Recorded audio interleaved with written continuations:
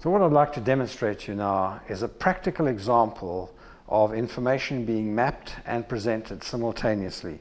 So I'm going to run through this as a reasonably brief presentation, and I'm going to do it based on the kinds of challenges we're finding in business today. If you think about it, the result that virtually every organization is trying to achieve today is that they're increasingly being pressured to deliver on their brand promise, to deliver for customers what they tell customers they're able to do. And we also know that to do that effectively, you have to have what we call a high-performance culture, because the brand promise is delivered by people.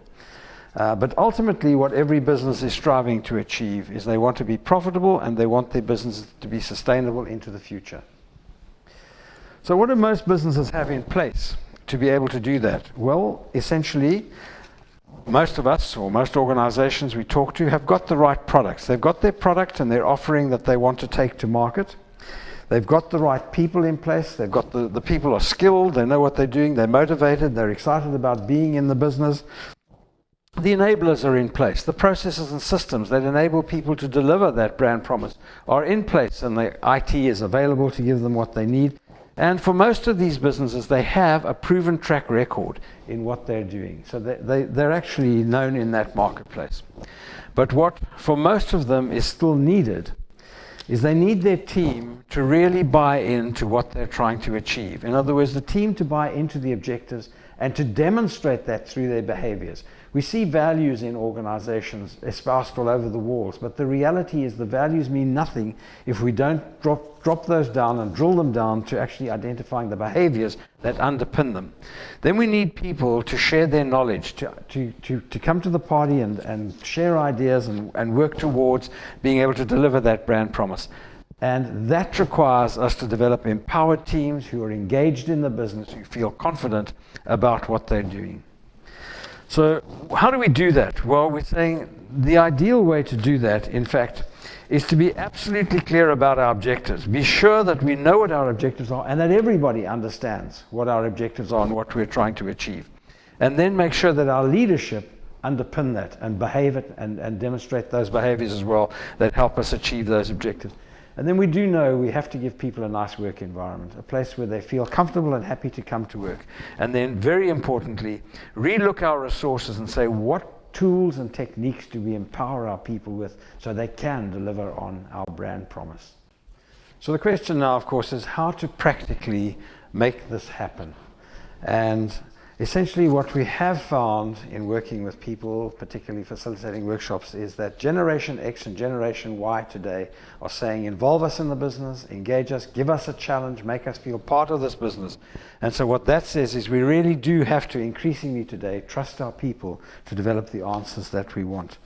But we also do know we must give them the right tools and make sure they have the know-how to be able to do this, and then figure out ways in which we can increasingly involve them in the business.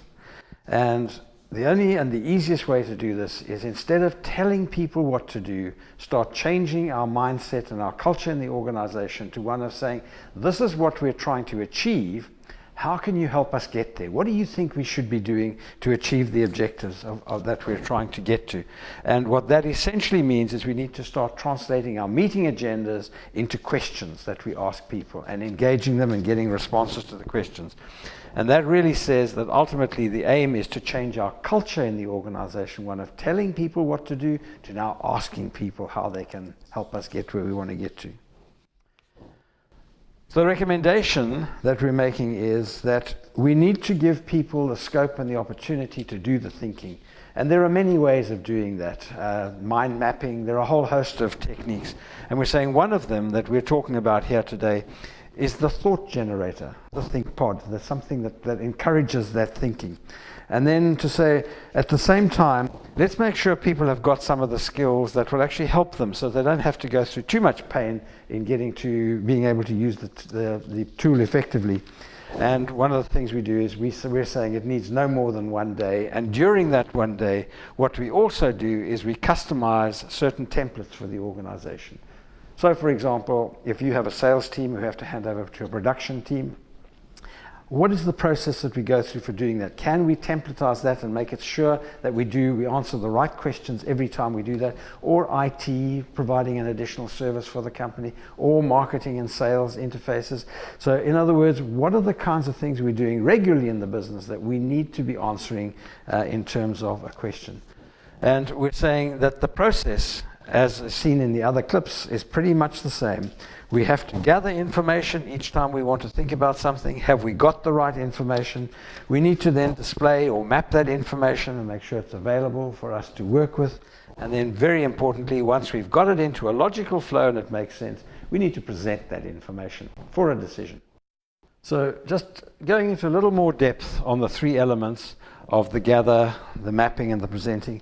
We're saying the gathering of information is we need to know what information we need. What information do we need? How are we going to go about getting it? Are there any guidelines or issues that we can use as a path? In other words, do we have any templates or questions that make sure we gather all the information we need and the right information? And in terms of the mapping, what we're saying there is this is simply the displaying of the thinking that has taken place. We need it out there so as we can start to debate those issues. But more importantly, what we're able to do is once we've debated them, we need to be able to create a flow and a logic, but also be able to add new thoughts. And ultimately, we need to be able to have a record of what we've discussed here. And that's simply a case of taking photographs of the sheets, and you've got a record of everything that was covered and displayed and talked about. But more importantly, you're able to drop it down into something like PowerPoint or Word, and you can have an image and you can add notes around it as part of the minutes if that would help, or simply capture these ideas onto something like a mind map, which means you've got the whole record on one page and easy for people to absorb and understand. So we've got that in place, and the presentation, we're saying in presenting, what's important there is making sure that we actually convey a meaningful message, that we tell a story, that we make it flow and seem like it has a logic attached to it. And wherever possible, stop and add the audience input. Ask them what they think. Tell them they can interrupt you and give their input as we're going. Because then what you're able to do is debate what's displayed and get to much more consensus with the group and reach the kind of decisions that you want.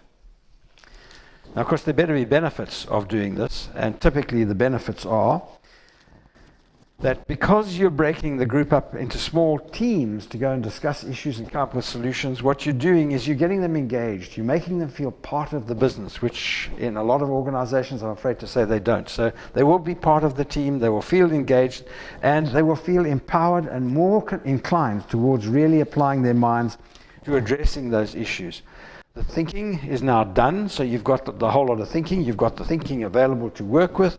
You're saving a huge amount of meeting time because the process is so much quicker than having to go through all of the thinking in a big group. And you ultimately do arrive at better decisions. And then a very important component is it gives under pressure middle management the time to think. They can now start to apply their minds more strategically. They're actually feeling comfortable about giving their more junior staff the opportunity to explore these opportunities, unpack issues, and come up with solutions. And all of that has a major role in building trust and confidence in the group, making better decisions that help us deliver on that brand promise. Now, of course, one of the things that will occur to you is this all sounds great, but what is the cost of an intervention to help us develop this thinking process in our organizations? And obviously that is going to be very dependent on the number of people that you want to work with. But essentially we're talking about using a day and being able to tackle that. And it has to demonstrate cost effectiveness, otherwise you wouldn't want to do it. And then the other question that will occur to you is how many delegates at a time? And that will vary, but typically we try to avoid exceeding more than about 15 people in an intervention of this nature to try and make sure that everybody gets a chance to work with the tool. So what we've effectively done here is I have used a template to display and present this information to you. Each one of these steps is part of a template. And so the next step is for your organization to start winning and being more sustainable and delivering on your brand promise. The only thing we really need to do is figure out what date we should run that intervention and where we should do it. For more information, contact Peter Thomas. Telephone number 082 558 2817. Email address petert@participlan.co.za. All of this information is available on our website www.participlan.co.za.